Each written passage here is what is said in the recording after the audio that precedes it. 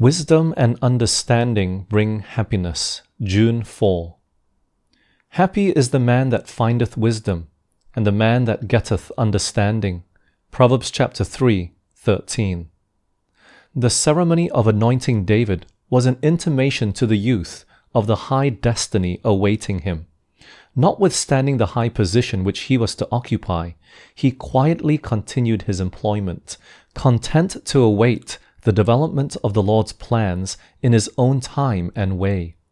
As humble and modest as before his anointing, the shepherd boy returned to the hills and watched and guarded his flocks as tenderly as ever. But with this new inspiration he composed his melodies and played upon his harp. Before him spread a landscape of rich and varied beauty. David, in the beauty and vigor of his young manhood, was preparing to take a high position with the noblest of the earth. His talents, as precious gifts from God, were employed to extol the glory of the divine giver.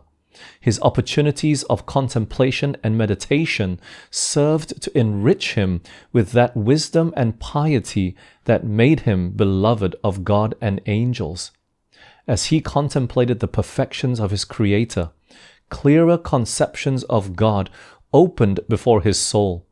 Obscure themes were illuminated, difficulties were made plain, perplexities were harmonized, and each ray of new light called forth fresh bursts of rapture and sweeter anthems of devotion to the glory of God and the Redeemer. The love that moved him, the sorrows that beset him, the triumphs that attended him were all themes for his active thought. And as he beheld the love of God in all the providences of his life, his heart throbbed with more fervent adoration and gratitude. His voice rang out in a richer melody.